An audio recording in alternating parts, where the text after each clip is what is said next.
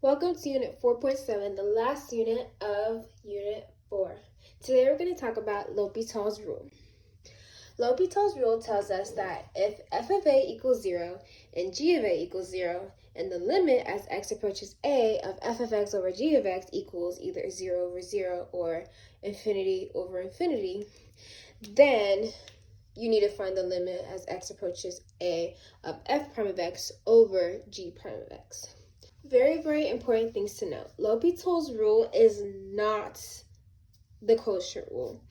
When you're doing L'Hopital's rule, you are finding the derivative of the top function, the numerator, and you're finding derivative of the bottom function. You're not finding the derivative of each other. You're not dividing it over each other.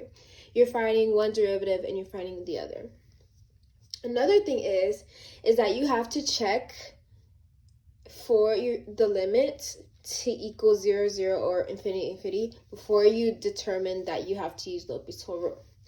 Also, when you're checking and you see that it's going to equal 0, 0 or infinity over infinity, it's best to actually not write down 0, 0 or infinity, infinity, and just to write undefined.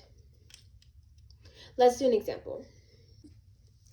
If I wanted to find the limit as x approaches 2 of x squared minus 7x plus 10 over x minus 2, I can tell that if I were to plug in x, the bottom would equal 0. And so if the bottom equals 0, that's how you know that the limit is undefined.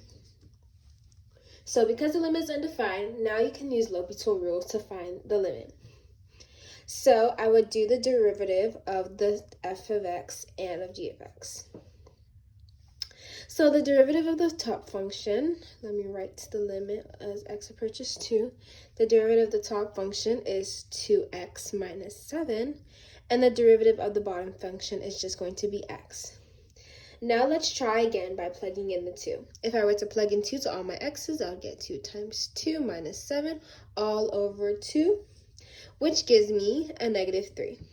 So now my limit is not undefined. The limit as x approaches 2 equals negative 3. And that's how I would find my limit using L'Hopital's rule. Thank you. That is the end of Unit 7.